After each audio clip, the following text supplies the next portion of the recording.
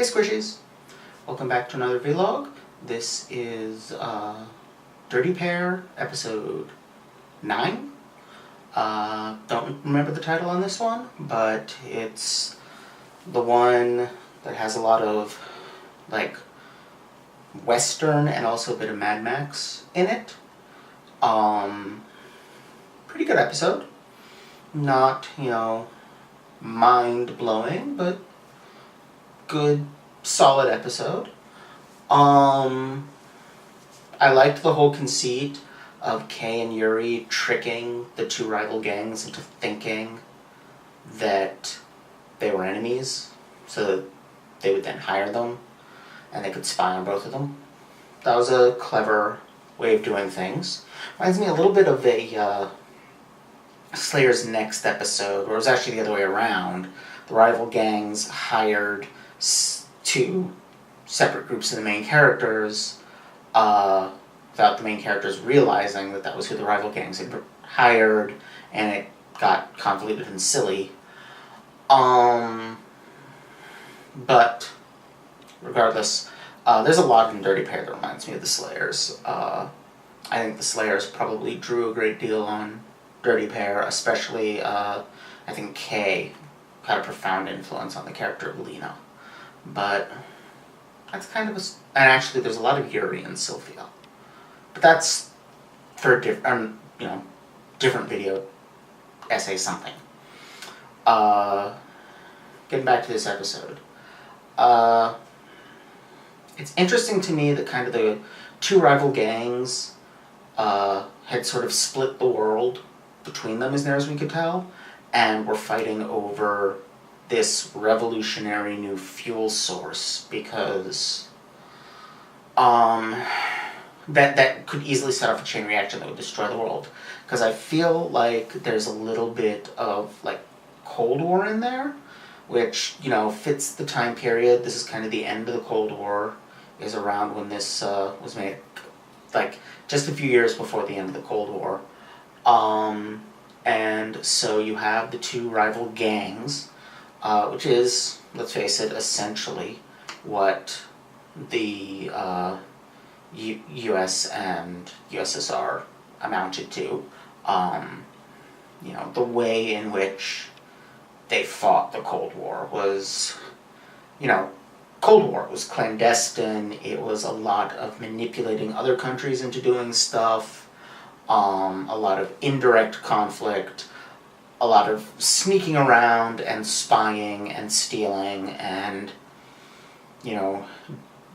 dark deeds done in secret and so on, which is more which isn't that different from how criminal gang would do it. You can also make the argument that a national government is just a gang of bandits that lasted a few generations.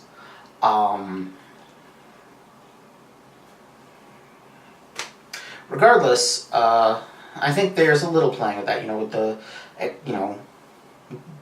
thing that's a very potent and potential use as a fuel source, but as a product of the fighting over, it becomes this world-destroying weapon. Of course, that's both tempered and kind of supported by the fact that Kay and Yuri set it off accidentally and destroy the planet.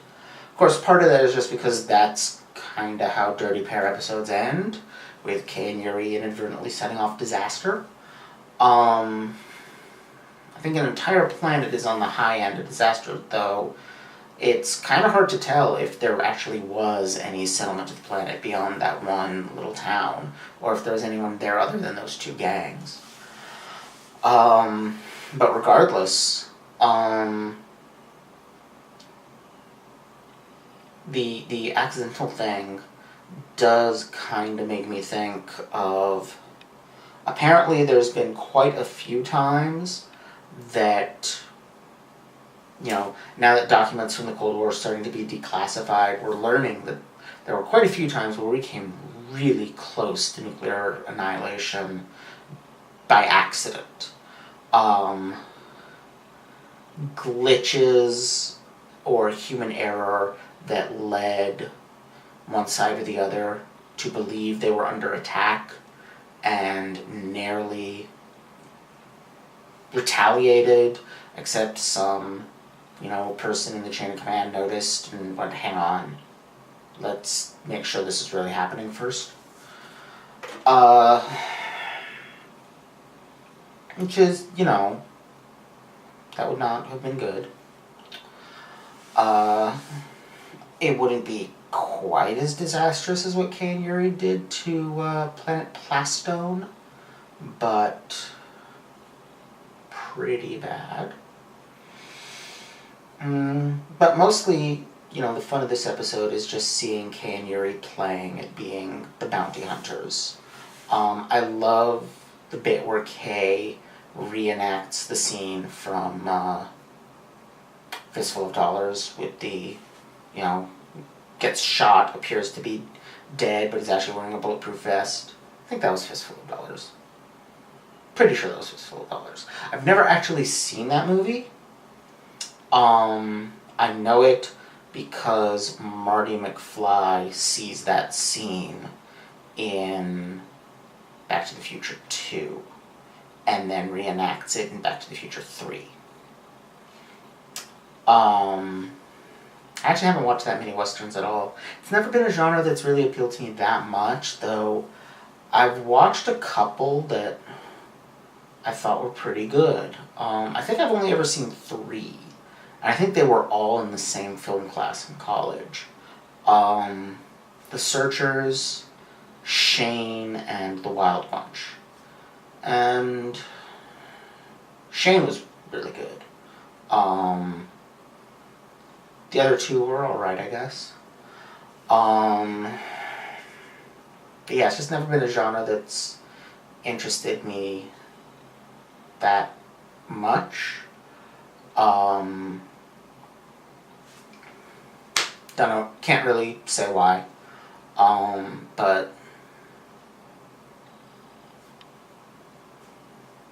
still could recognize a lot of that going on. Though this being Dirty Pair, it had its own little twists on it. Like the fact that the town, even though it was set up, like, your single street, buildings on both sides, 1 2-story buildings, like a little western town in a western, it's, like, the way it was decorated was very 80s.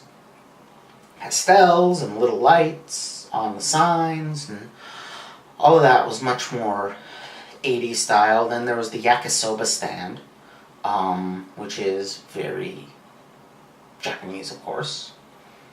And the general Mad Maxiness of the car battle scene over the weapon. At least I think that's what they were kind of going for. So it's that usual kind of hodgepodge of different sources, different elements, different genres, which is really something Dirty Pair does very well, is mixing all of these different concepts, ideas, whatever you want to call them.